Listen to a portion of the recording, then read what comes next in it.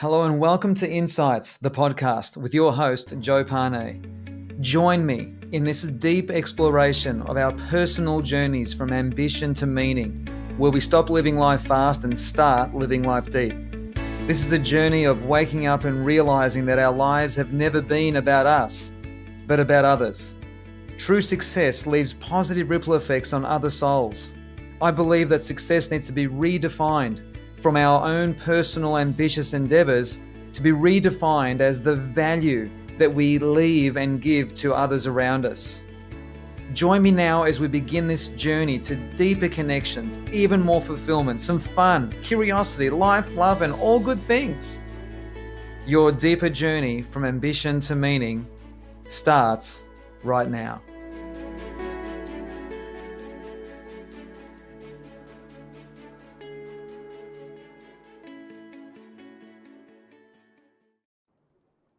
Hello everyone and welcome to episode 73 of Insights. I hope you're all doing great. Joe here, your host, and I hope you're doing well.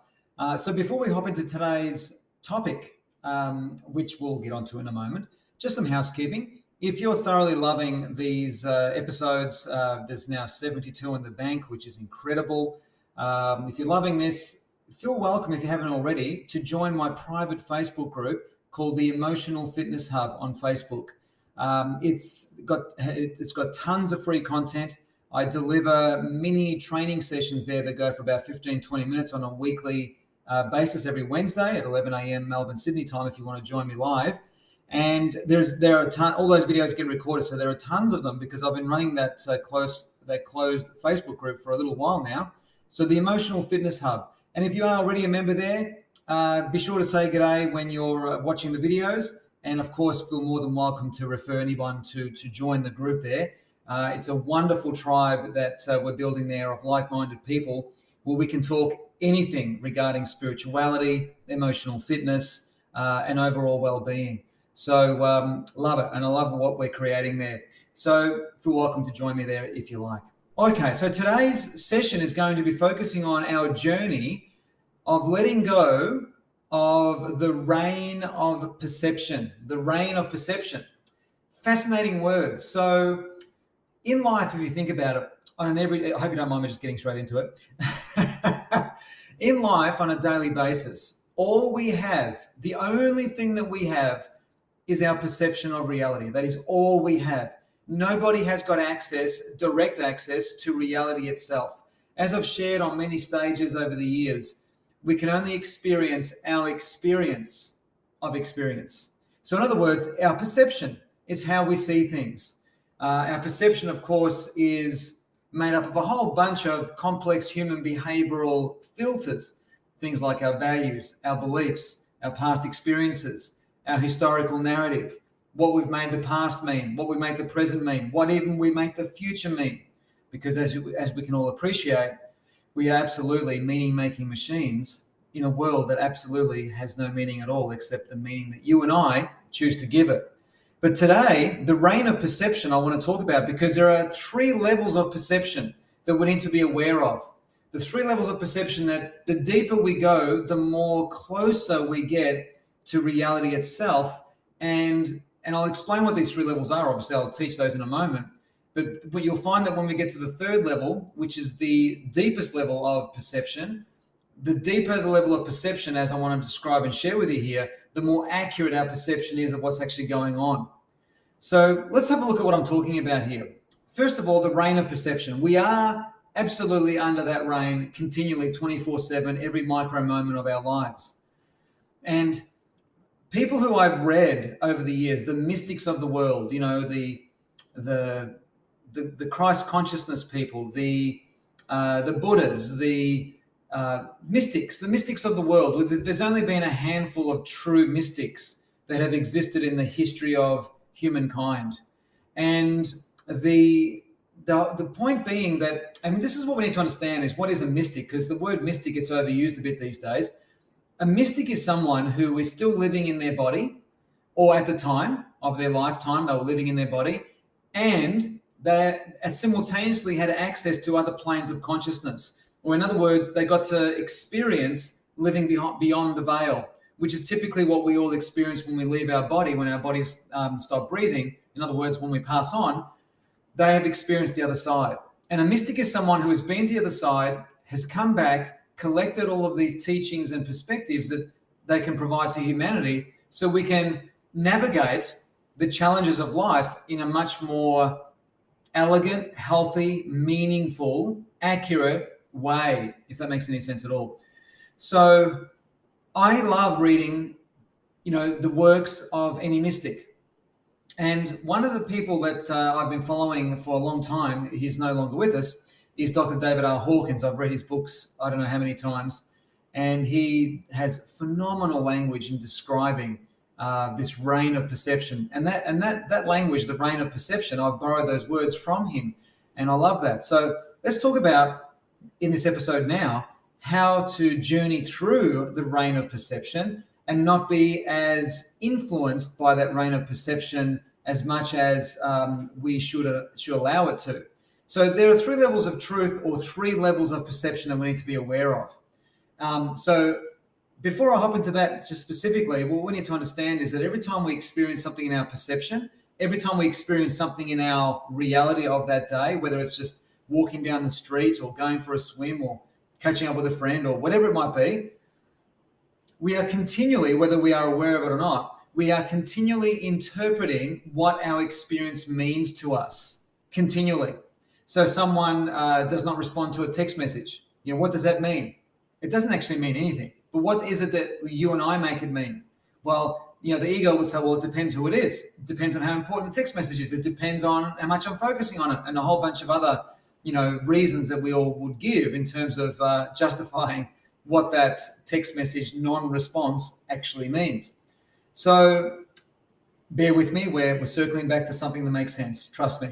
So the 3 levels of perception, or what I also refer to as the 3 levels of truth, which, this is what the beautiful Neil Donald Walsh speaks of, is that the first layer of truth, or the most superficial perception that we have, is living at a level of what he calls imagined truth.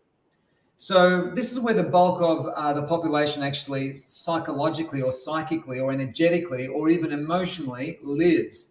Imagined truth. So what does that mean? So a person, a friend doesn't respond to our call or respond to our text message, and it's been a couple of days.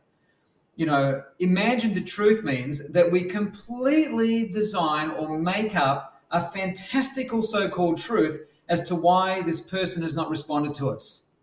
It's completely manufactured, completely, what's the word I'm looking for? It's just completely made up and based on no facts at all. And so what's interesting about this particular level of perception, imagined perception or imagined truth, is that there's heaps of commentary.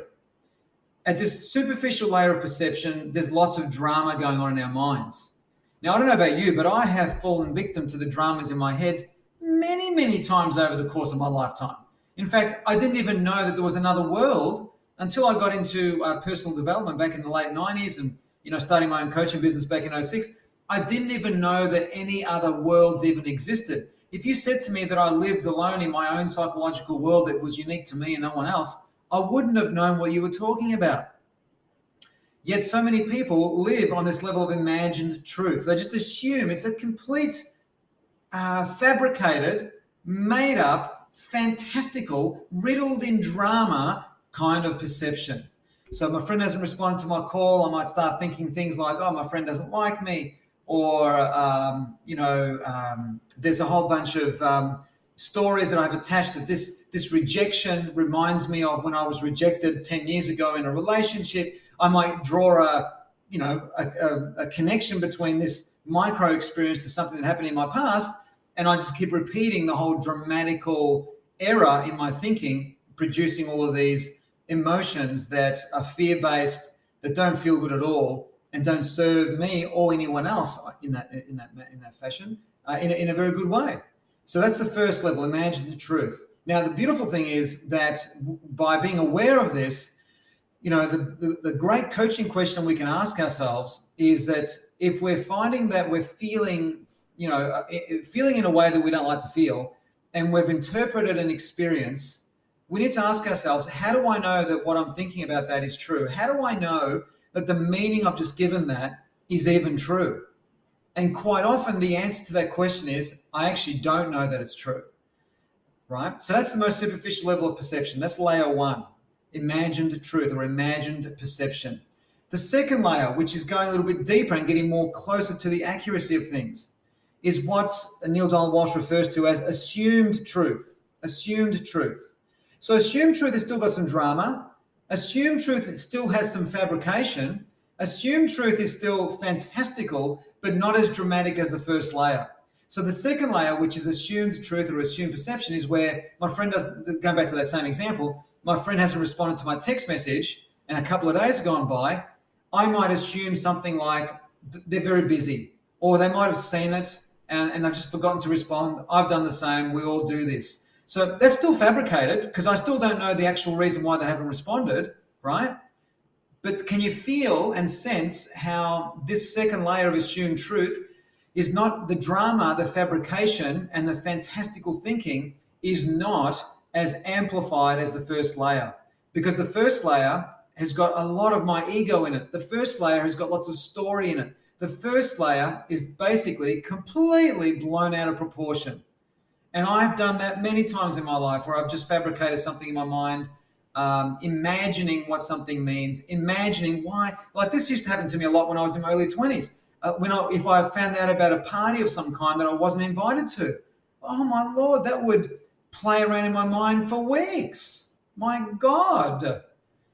Whereas these days, if I don't get invited to a party, I'm kind of like, thank God.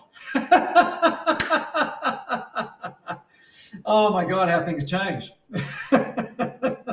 Forgive me if you've invited me to if you've ever invited me anywhere and I haven't come. Don't take any offense. Don't use imagined truth. So imagined truth, it's full of story. Assumed truth has still got story in it, but nowhere near as dramatic. This is a much healthier, more emotionally fit level of truth to live at. Absolutely 100%. So the reign of perception begins to loosen its grip when we consciously choose to live at this second layer of perception, or this second layer of truth, which is assumed truth. So there's still some story there, but it ain't anywhere near as dramatic as that first layer. The third layer is the goal. The third level of truth is the goal. And that's what Neil Donald Walsh refers to as actual truth, or what I call actual perception. And this is where there is no longer any commentary or drama. So my friend hasn't responded to my text message, and literally there is no other thought that goes to it. There's no other energy that goes to it. There is no story. There is no drama. There's no fantasy. There's no fabrications. There's zero. It's just simply focusing on the pure, cleanest of facts, which in this example would be they haven't responded to my message. That's it. Anything beyond that full stop of they haven't responded to my message is fabricated. Oh, maybe my phone hasn't received it, or maybe it hasn't gone through. Maybe I should send it again. What does it mean? And now, can you feel how as I'm going down that path, I'm now going out of actual truth into assumed truth? And if I keep carrying on, oh, maybe they, I wonder why they haven't responded. In fact, when I think about it, there's a bit of a pattern with this person. I really need to, start thinking about this friendship. And can you hear how I'm starting to navigate myself back up to imagined truth? And as I navigate myself up to imagined truth, I'm living a life of emotional hell. Because an imagined truth, it's a complete and utter fabrication, as you've heard me say many times now. So the goal here is to live our lives on actual truth. So what another way of putting this is that, so the friend hasn't responded to the text message, no commentary required. It's just noting the fact that the message hasn't come back and we don't know why. That's it. And we don't put any more energy or any more thought into that. Now that's easier said than done, because it depends on who it is that you're messaging. It depends on the context. I completely understand that. I mean, my sons who are only 13, they don't have phones yet, right? We said that they're not going to have phones until they can actually buy one or afford one themselves. And that means they can't get one for another couple of years because they can't work until then, right? So anyway, that's our style of parenting, one aspect of it anyway. But I can imagine down the track, no pun intended with the word imagined, they might be 16, 17 with a phone. I've texted them, they're out, they haven't responded. It's very difficult to live an actual truth when you're a parent who's a little bit emotionally or a lot emotionally engaged in the journey of their son or daughter. I get it. It can be difficult. But nevertheless, regardless of the context, regardless of the situation, whether it's, my son hasn't responded to my call, I hope he's okay, or whatever the situation is, nevertheless, these three layers of perception stand the test of time. They are there. This is an accurate way of understanding the layers of perception or the layers of truth. These still can be applied no matter how difficult, challenging, easy, extreme, or not so extreme the situation is. We still have got these three layers. Because even down the track, if my sons aren't responding to my call, sure, I can carry on like the proverbial pork chop with a imagined perception, or I can assume that they're okay and they just haven't bothered responding to me, or the actual truth is I've sent the message, they haven't got back to me. So I know that it's difficult. I know it can be challenging, but these three layers of perception still remain. It's like, no matter what we believe about the air outside, it's got oxygen in it. And whether we believe it, whether we deny it, whether we're completely against it, whether we agree with that or not, oxygen will be taken care of us or not, depending on our access to it. So it doesn't care about what we believe. Universal law does not care about our belief system. It just is. And these three levels of psychological truth just are. So I hope you find this really handy, because in varying parts of our lives, depending on how amplified and vested we are in the meaning that we're giving our experiences, will influence at what layer of perception we live in. Now, going back to that example of a child being away somewhere and they're not responding to a text message, that's an example of where it's really challenging. But this is not happening on a daily basis. Where this conversation, I believe, is at its most useful is on just an everyday experience. So walking down the road and you wave to a friend across the other side of the street and they don't respond, that's where this is really, really powerful. Or you're putting petrol in your car and you smile at the person across the rooftop of the cars to the other person putting petrol in their car, and they don't even give you their facial expression doesn't change. They just look away. In situations like that, that's where the actual truth is really, really useful. Really useful. Really useful. Because these are opportunities where we get to practice living at different layers of these perceptions. And this is how the letting go of the reign of perception begins. This is how we begin. We get to practice it with innocuous, harmless situations that we experience on a daily basis. So let me share with you a story to wrap up this episode that I trust will color and flavor this even more for you. I was told a long time, I can't even remember where this came from or who told me this. I've done that many trainings over the years, thousands of hours, etc. I don't even know where this came from. So I'll just share it with you. There was a story that I was told about a fellow who was on a train on his way home, on his own, just reading a book. And there wasn't many people in his train carriage, except there was another man with presumably his son, a young kid, let's just say 5, 6, 7 years of age, something like that. And this young kid was just going bananas, going ape droppings. This kid was out of control, running up and down the train carriage, making lots of, horrible sounds and just carrying on and carrying on and carrying on. And, it was incessant. And this fellow that was observing this was becoming more and more annoyed and really pissed off, because he was observing who he assumed was a kid's father. And just so you know in the story, that guy is the kid's father. He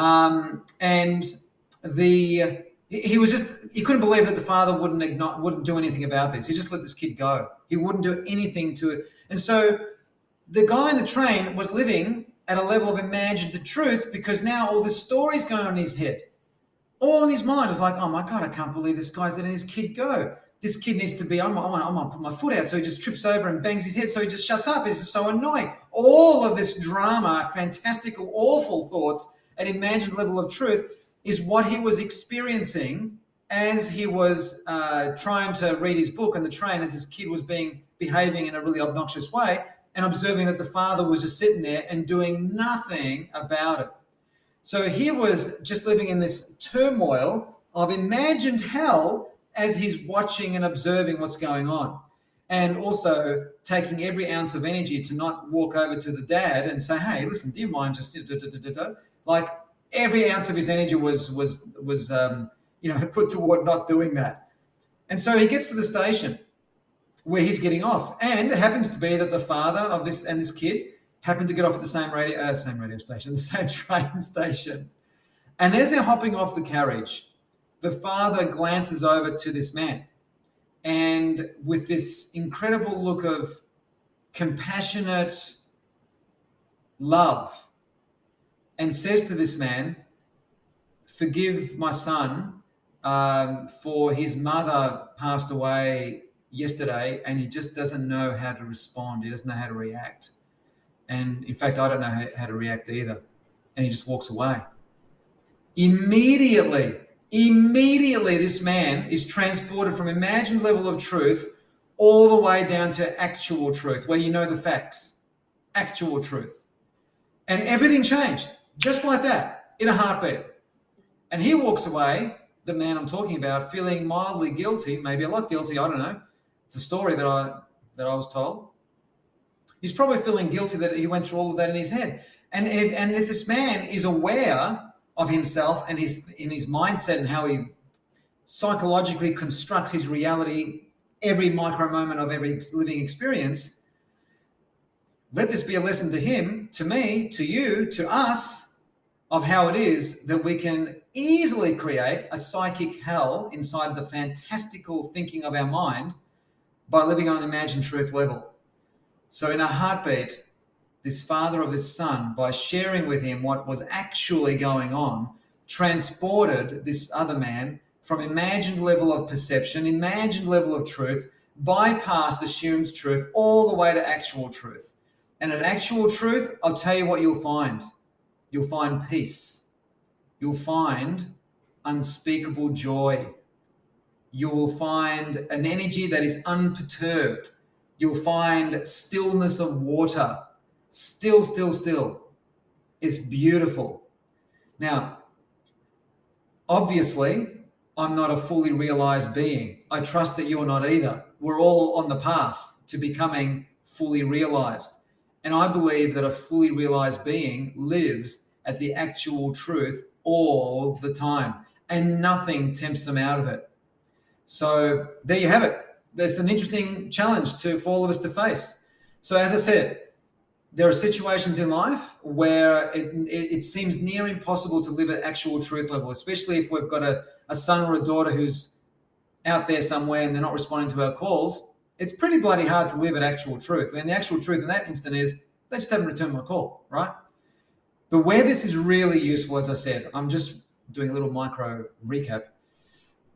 This is useful in everyday situations where we don't have a vested interest, where like the man on the train, he didn't have a vested interest in the other passenger. It was just an experience he was having. But most of our average daily experiences is made up of these experiences that we have no vested interest in. And this is where most people are buggering themselves up because they're living at that imagined level of truth. So I hope that next time someone doesn't respond to your call or doesn't respond to your message, or there's some other social thing going on that you're trying to put together in your mind as to what's going on, be aware that the more you live at the imagined truth of level, you are being a slave to the reign of your perception. And the closer you are to actual truth, the more you are letting go of the reign of perception. So I hope you really enjoyed this episode. I have certainly loved delivering this for you, episode 73. And just to complete with, of course, housekeeping once again, if you're loving the resonance and the sound of this podcast and what I've been doing here for many years, feel more than welcome, if you haven't already, to join me in my private group, the Emotional Fitness Hub on Facebook, which is where I do little mini trainings every week on a Wednesday at 11 a.m. Melbourne, Sydney time, and thoroughly love doing those little mini sessions. And our wonderful community there is growing, like-minded people. If you love spirituality, emotional fitness and all of the kind of stuff that I talk about here, you'll love the Emotional Fitness Hub if you haven't joined me already. All right. All my very best wishes to you, and I look forward to reconnecting with you in the next episode. Thanks for listening. Bye for now. I'm Joe Pane, and you've been listening to Insights, the podcast. If you haven't yet, subscribe, rate, and review this podcast. You can now follow my insights on Facebook and Instagram. Thank you so much for joining me, and I'm looking forward to being with you again very soon in the next episode of Insights, the podcast.